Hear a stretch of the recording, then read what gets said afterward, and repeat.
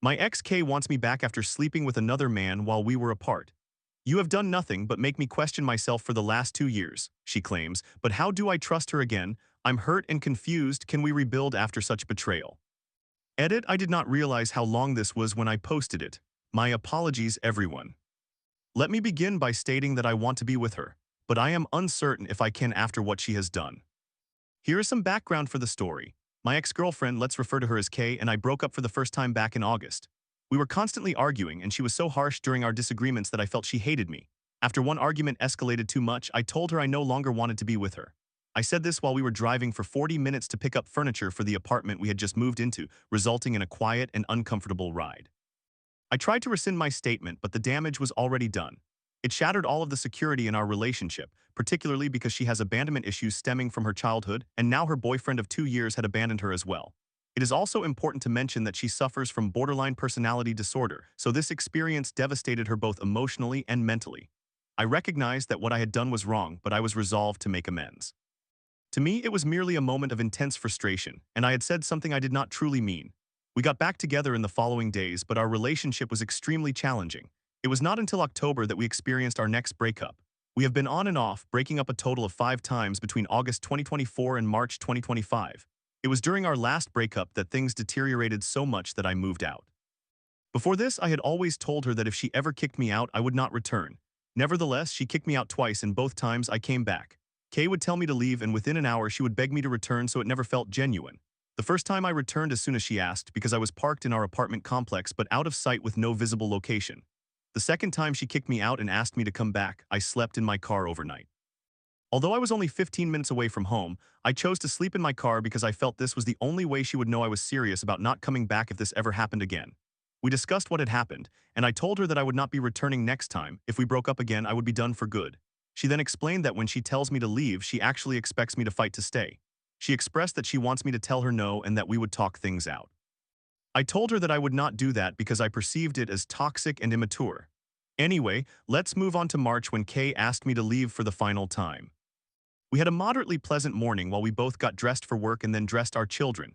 We experienced no issues in the morning or even in the afternoon until around 7 o'clock.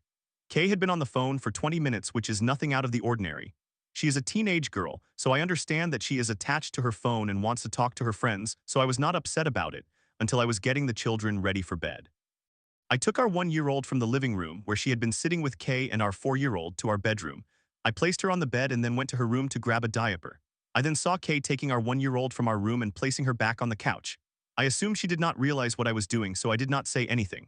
Suddenly, I heard the front door close and our 1-year-old began screaming and crying. I dashed into the living room just in time to prevent her from falling off the couch head first. I looked out the window and saw Kay in her car searching for something. I was furious. When Kay re-entered the house, I said, "Why is your phone call more important than our children?" To which Kay responded with a middle finger and resumed her phone conversation. I was enraged that she had left our children alone without telling me. I was even more upset because our baby almost fell off the couch. I took our baby into our bedroom, closed the door, and laid her to bed. About 10 minutes later, Kay finished her call and came into the room as I was leaving. She politely and respectfully informed me that the way I communicated my frustration was rude and disrespectful. She said she did not appreciate it, but I was still angry and told her I did not care. I explained that our daughter almost fell off the couch because she left her there crying and failed to warn me that she was stepping out. From there, our argument only escalated. First, she told me to leave. Sensing this might be the final blow to our relationship, I protested and argued that we should work things out. She was insistent that I should leave. Instead of listening, I exacerbated the situation by telling her she would need to call someone to make me leave. Before I continue, I want to mention that her original request for me to leave was only for a few minutes, but I was so angry that I did not hear what she said and instead assumed that leaving meant permanently. Anyway. After that, she called one of her friends who lived nearby. I sat down on the bed and contemplated my options. That's when she swiped all of my watches off a tall dresser in an attempt to break them. I asked her to stop, but she refused and told me to leave. I thought about packing just my work clothes and coming back later to retrieve more items if necessary, but I was concerned she would throw my belongings out, especially since she had just attempted to break my watches. After a few minutes, I called my dad, who lived close by, in case I needed physical backup. Then I called my mom as well so I could use her car to transport my belongings. I instructed them both to stay outside unless I specifically said otherwise. I continued to attempt to de-escalate the situation, but it was too late. Kay was growing frustrated and started ripping my shirts off their hangers. She broke a few hangers in the process and stretched a few collars, but nothing serious. Nevertheless, I asked her to stop. She refused, so as gently as I could, I grasped her wrists to prevent her from grabbing things. She attempted to kick me in the groin, but my sweatpants were so baggy that they absorbed the kick. I then slowly pulled her out of the closet while also preventing her from injuring me. Once we were out of the closet, I spun her around and let go. She attempted to punch me, but I swatted her hand and pushed her back in one motion. The push was harder than I intended, and she ended up tripping and falling. I apologized, but she was furious. She told me to leave and exited the room.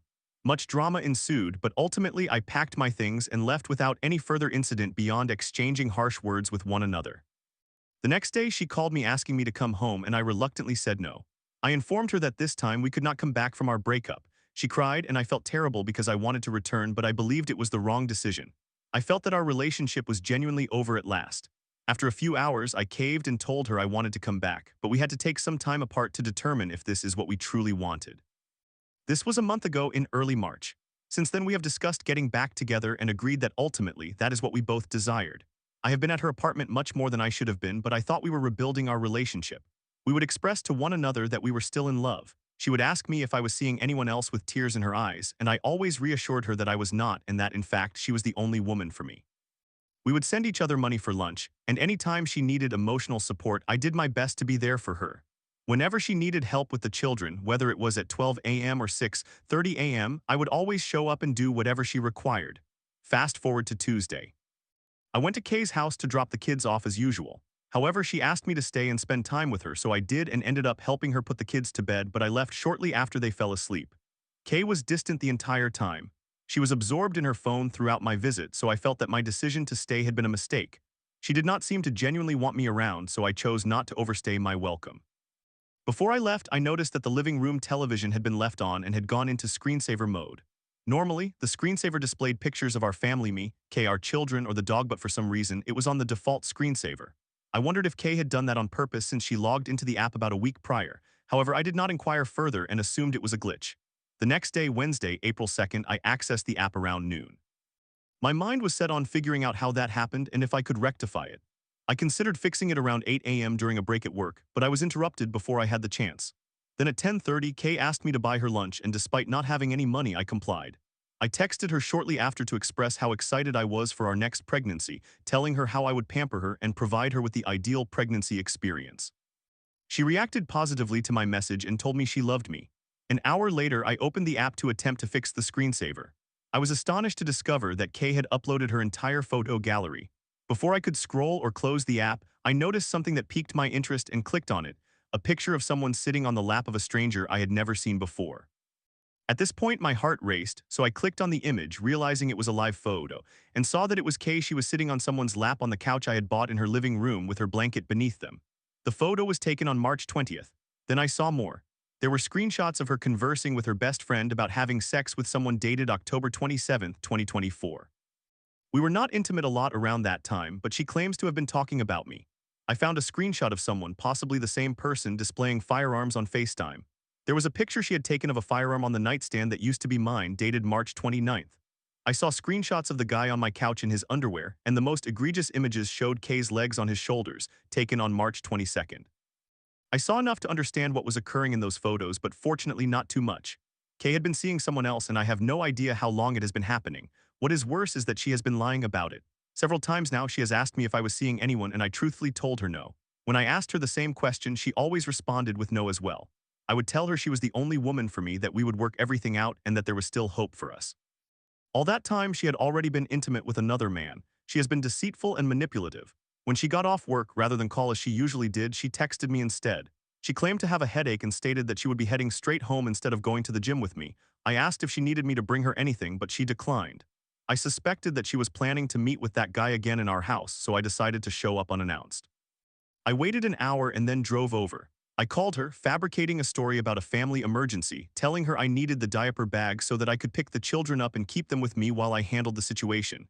She was frantic, repeatedly asking what had happened, but I remained tight-lipped. After hanging up, I knocked on her door 5 minutes later. She opened it slightly, allowing just enough space for me to see her body while blocking the rest of the view into the apartment with the door. I told her that I had seen her photos on Amazon and then walked away without saying anything more. For an hour, she pretended not to understand what I was referring to, but during that time, she logged me out of the app. I ignored her calls and texts, insisting that I only wanted to discuss our children from then on. She continued to act as though she was unaware of what was happening. I then mentioned the date one of the pictures was taken while she was at his house.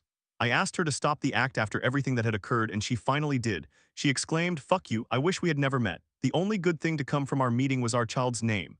After that, I texted her a few more times, trying to suppress my emotions but failing multiple times. She threatened to take my dog to a shelter, to which I responded that she must genuinely be evil. She then replied, "In all actuality, I hate that it has to be this way. Instead of coming to me like an adult, you accused me. You have called me names and said horrible things to me. I bet what you believe you know is not even the truth, haha. I will not explain myself to you anymore. You have done nothing but make me question myself for the last 2 years. You have lied, manipulated situations, cheated, and left me to fend for myself. I love you, but this is not what love is supposed to be. Love is not supposed to hurt like this." We went back and forth a bit, followed by me ignoring most of her messages, although I was reading all of them. She claimed that the dog had been attacked by the neighbors, and when I asked her to send a picture to prove it, she did not. 10 minutes later, she again threatened to take the dog to a shelter. Later, she told me our older daughter wanted to talk to me, so I called her. I asked Kay 3 times to put our daughter on the phone, but she insisted that we talk, so I hung up. We have talked since then, and she informed me that she cannot handle being alone. She said that I left her, so she was single and had no obligation to be loyal to me. Now she claims she wants to be together again. She tells me she misses me, but I am struggling to overcome the fact that she had sexual relations with another man, lied to me about it, and attempted to hurt my feelings after I confronted her. I am hurt by what she has done. I am hurt that she allowed another man to touch her, and I am uncertain if I can ever forgive that. I am hurt because she has deceived me, especially since she had numerous opportunities to come clean. I also made it clear that if she intended to see other people, all she needed to do was tell me so that I could move on. Story 2. After nearly 4 years of unresolved arguments, I 23M worry I'm becoming resentful. My girlfriend never genuinely apologizes. I've turned into a pleaser fearing conflict. "Why don't you have something to say too?" she asked. I'm questioning if I'm being gaslit. Can relationships survive this? Summary: I am a 23-year-old male and my girlfriend is a 23-year-old female. We have been in a relationship for roughly 3 to 4 years. Recently, I have realized that I am not happy, and I believe this is connected to the fact that our arguments never seem to get resolved. I question whether my girlfriend can take accountability or has ever sincerely apologized. I seek advice regarding my situation. My question is, am I being subjected to gaslighting? I have researched gaslighting and I resonate with some of the information I have found. Has anyone experienced this and not ended in a breakup? I enjoyed journaling and wrote this a few days ago. In the beginning of our relationship, arguments followed this pattern. I would do something, she would become upset, I would listen to her, grovel, and apologize, regardless of whether I truly believed I was at fault. After all, I finally have a girlfriend, and I think it is irrelevant if I am right or wrong. The saying goes, happy wife, happy life. She would accept my apology but ignore my explanations for my actions, treating the apology like a trophy she had won, leaving me feeling unheard. However, I felt satisfaction knowing that the issue I caused had been resolved. As the relationship progressed, the dynamic changed. I would do or say something, she would get angry, and I would listen to her viewpoint and acknowledge my wrongdoing. I would feel terrible and remorseful. I would apologize and explain the circumstances that led to my actions. However, she would not consider my perspective or accept my apology, claiming that I had annoyed her too much this time and expressing a desire not to talk to me. I would endure 24 excruciating hours of silence, pleading to speak with her. When she finally agreed to talk, I would repeat my apology and she would accept it. The lengthy silence would come to an end and the issue would be forgotten. I would feel pleased once more because the problem I caused seemed to be resolved, but the prolonged period of unnecessary silence left me feeling dissatisfied. As time went on, the pattern continued. I would do or say something, she would become upset, I would listen to her perspective, but I would not agree that I had done anything wrong. I would feel that I had made the right choice and attempt to explain my reasoning. Instead, she would not listen to my viewpoint. In fact, she would interrupt me, intentionally and strategically misinterpret my words, and accuse me of saying things I had not said. She would label my behavior as unpleasant or mean and question why I was acting that way. I would express that she was misunderstanding me by not listening, but she told me she did not care and did not want to hear me using those exact words. I would feel hurt by this and communicate my feelings, but she would simply shrug. I would again face another extended period of silence, and later I would be asked if we were still friends. Not wanting to escalate the conflict, I would agree. The issue would be forgotten, with no apologies exchanged from either party. It was like this for a while, with a growing list of arguments about situations in which I believed I had done nothing wrong. I began writing about my feelings because I felt unable to discuss them with her. Doing so would spark another argument.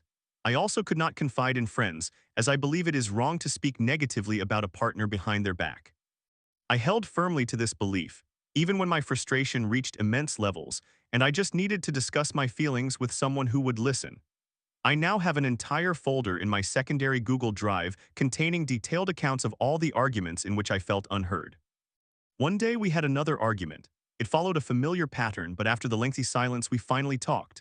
I genuinely believed I was in the right this time, though I was unsure of what would happen next. We did not directly address the previous day's events, but she apologized. I felt thankful for her apology and expressed my gratitude. However, I did not apologize in return, not out of spite, but because I believed she had hurt me and was now apologizing for it. An awkward silence followed, and she asked if I had anything to say as well. I could almost envision her apology, given to me seconds earlier, shattering. I felt hurt, but then remembered the agonizing silence I had just experienced and saw a glimmer of light at the end of that dark tunnel in the form of an inauthentic but tactical false apology. I apologized as well. To an objective observer, it appeared that two people who had both done something wrong had apologized to each other. However, to me, I felt that I had compromised my dignity. The issue was eventually overlooked, but this time I tasted regret in my mouth. I regretted apologizing. I should have stood my ground. Now everything feels different. I have noticed that I have become cautious about what I say and do, fearing the emergence of another argument. I am unsure how long I have been behaving this way, but I am now conscious of it and it makes me unhappy. I have thoughts and feelings that I am not expressing, jokes that remain unshared, opinions kept to myself, and ideas that go unvoiced. I have grown weary of always feeling wrong. I am now deliberate with my apologies, only offering them when I truly believe I have made a mistake. I now wonder if I have ever received a sincere apology.